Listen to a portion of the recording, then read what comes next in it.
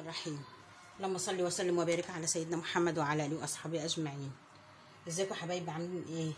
يا رب دايما تكونوا بالف خير واحسن حال، وصباحكم زي الفل ونهاركم كله رزق ان شاء الله. ولادي واخواتي الصغيرين وحبايبي، النهارده ان شاء الله هنعمل الليمون. احنا عملنا مع بعض مخللات كتيره قوي، في حاجات منها نزلتها وحاجات لسه. عملت الليمون اللي هو بيغيب ده، اللي تفتحي عليه ان شاء الله يحيينا ويحييكم ربنا في رمضان باذن الله، اللي هو يتخلي الني. والنهارده اعمل الليمون السريع، وعملت فلفل وعملت زيتون ونزلته، وعملت فلفل في الازاز لسه ما نزلتوش، يعني شويه مخللات حلوين كده. انا جبت الليمون كده اهو، بشققه بسم الله الرحمن الرحيم كده على 4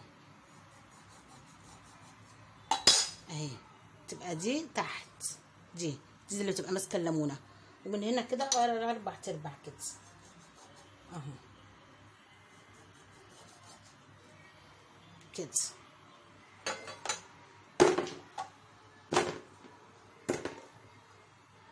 اهو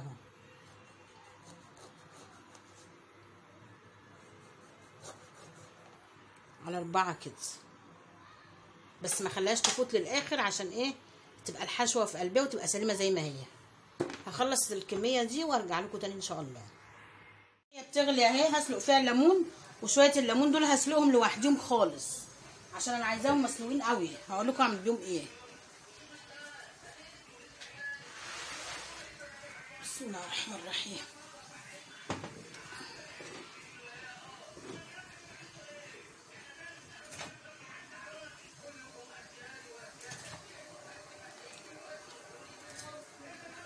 الليمون ده انا غسلته الاول طبعا.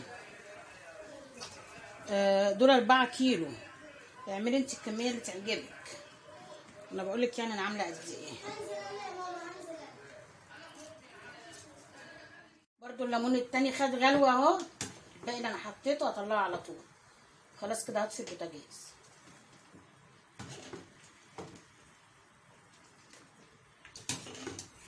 هسيبه بقى يبرد شويه واحضر الحشوه بتاعته. الميه دي مش هرميها لاني هخلل بيها. اللي سلقته قلت لكم عليها اسلقه لوحديها اهو، عشان هعمل منه الدقه. هحطه في الخلاط زي ما هو كده. هحط عليه حته هريسه،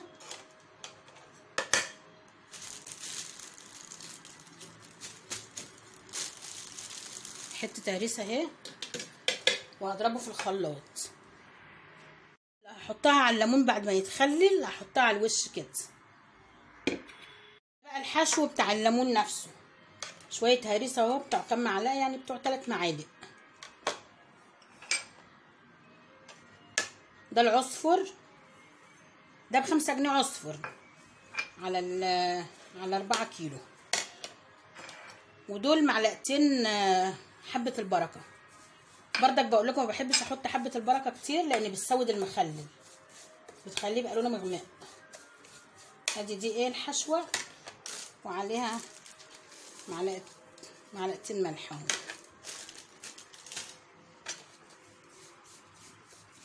دي حشوه الليمون اللي هحشي بيها.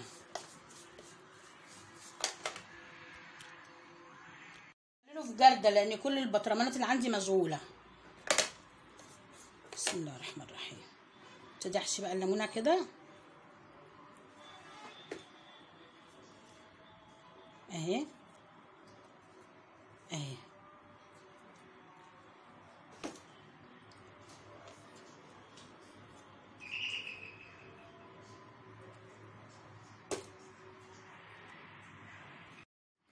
عملت دول وعملت البطرمان ده، يعني مش مليان قوي. هحط عليه قرنين فلفل، انا ما اشتريتش فلفل بس لقيت حبه عندي كده، هحطهم يدوا ريحه وطعم.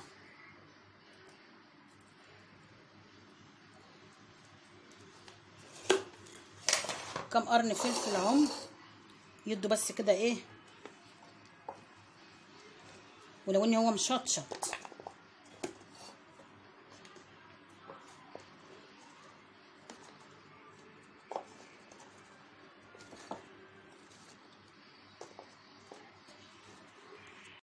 الميه دي نص الكميه من الميه اللي انا سلقت فيها، ونصها ميه عادي من الحنفيه. حطيت عليهم كيس ونص ملح، وما تفتكروش ان الكيس ونص ملح هيبقى كتير، لان الليمون غير اي مخلل تاني لازم تكتروا له الملح شويه. دي الخلطه اللي فاضت مني اهي. هحط عليهم بردك اللي انا ضربتهم في الخلاط، اللي هو الليمون اللي انا سلقته وايه والهريسه.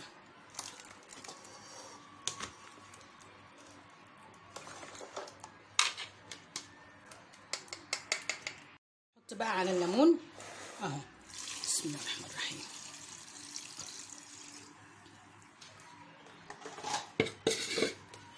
احلى ليمون هتعملوه هتاكلوه في حياتكم.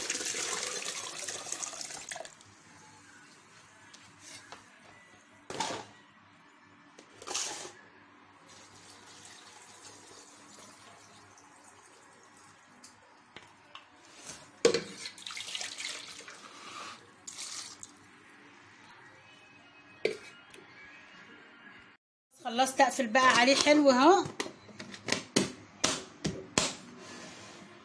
والتاني وان شاء الله لما يستوي هوريه لكم برضه،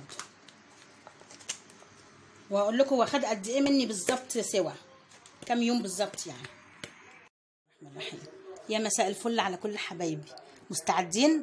هفتح على الليمون، ما تتفاجئوش من اللي هتشوفوه. بسم الله الرحمن الرحيم.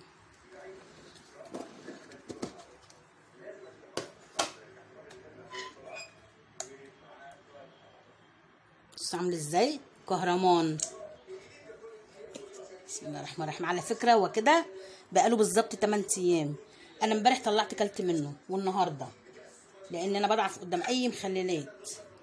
عايزه اقول لكم اللي هيقول ان انا سلقته في الميه وخللته بيها يبقى ممرر، الميه هتاكلوها قبل الليمون، يعني ميته دي هتاكلوها قبل الليمون كمان. ده انتوا هتاكلوا مربى مش ليمون، مربى ليمون، حاجه كده مش قادره اقول لكم، فوق الوصف والله العظيم فوق الوصف. بصوا الميه كمان بتاعته تقيله ازاي، ميته تقيله تتغمز، يعني تتغمز الميه بتاعته. بصوا عامل ازاي مربى. انا فتحت عليه بعد التخليل بيومين لقيته عايز ملح، حطيت له، ما كنتش حاطه له ورق اللوري، كنت نسيت، حطيت الورق اللوري عليه وحطيت ملح تاني. يعني لما اي مخلل تخلليه افتحي بردك شقري عليه بعديها بيوم ب3 ايام، دوقيه لقيتيه عايز ملح حطي له، يعني عشان المخلل بيشرب الملح، خصوصا الليمون. اما قلت لكم الملح ده هتقولوا عليه كتير، لقيته عايز تاني. بصوا بقى الليمون عامل ازاي، بصوا والله العظيم عجميه كده. بصوا الحشو اللي فيه بقى ايه، ممكن يكون وقع شويه في الميه بس مش مشكله، الميه بقول لكم تتغمز. بصوا دايب ازاي، تحفه تحفه. جربوه بالطريقه دي ان شاء الله هيعجبكم. جربوا حتى في كيلو، لو انتوا خايفين تخللوا في الميه اللي انتوا سلقتوا فيها جربوا في كيلو وهتقولوا لي انت عندك حق. انا على طول ما بعملوش الا كده. يا رب يكون الفيديو بتاعي عجبكم. استنوني ان شاء الله في فيديو جديد على خير. ما تنسوش اللايك، واللي ما اشتركش ينورني وعلى دماغي. والسلام عليكم ورحمه الله وبركاته.